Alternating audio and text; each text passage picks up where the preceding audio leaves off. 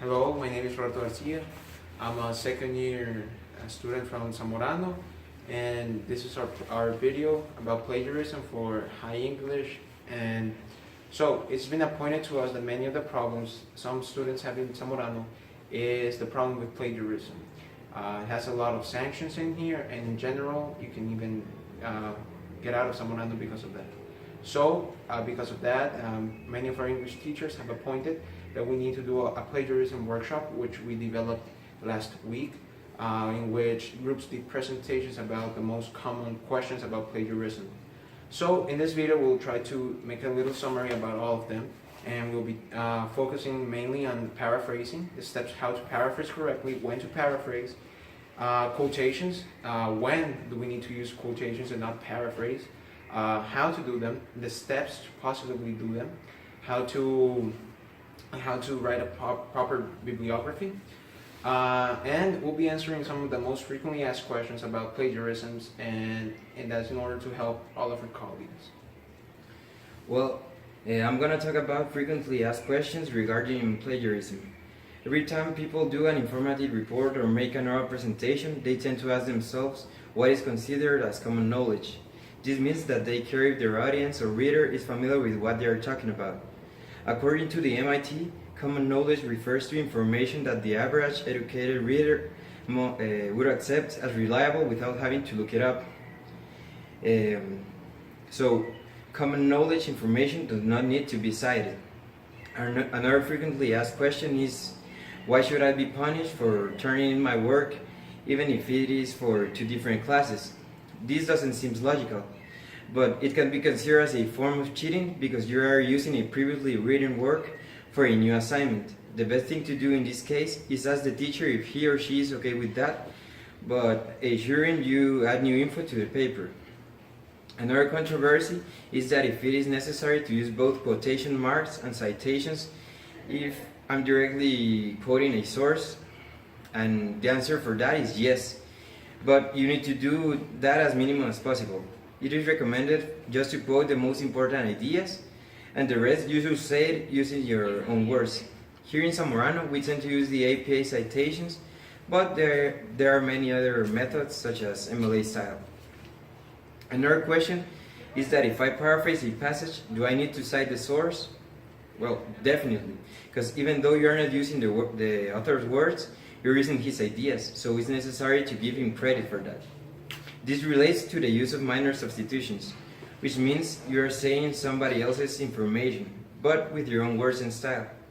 This can be acceptable if you don't use the same structure and style as the author. Well, now my friend Alejandra is going to talk about the best practices for plagiarism. Hi, my name is Alejandra, and I will talk about paraphrasing.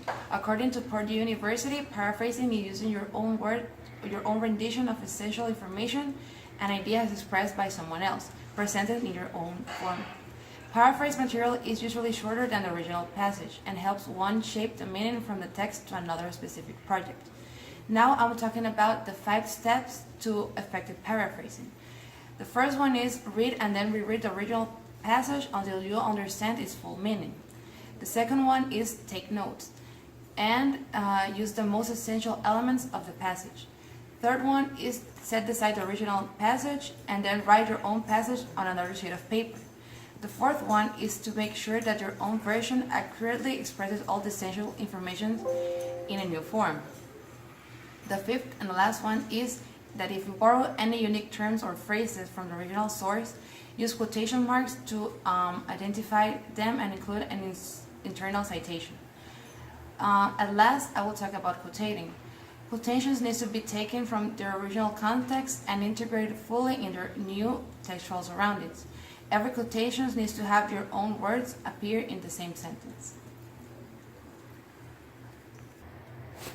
Okay, so we just learned a couple of techniques about paraphrasing and quotations. See, plagiarism is just really easy to avoid if you take some simple considerations and steps. First of all, you should ask yourself, where am I getting this information? For me, the easiest advice I can give you to avoid plagiarism is the following. Read your source of information, whether it's an essay, an article, a newspaper.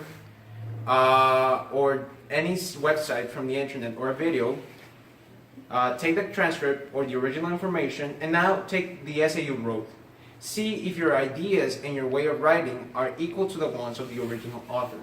If you think they're very similar and you did not cite or quote properly, maybe you should reconsider about plagiarism. Maybe you are plagiarizing.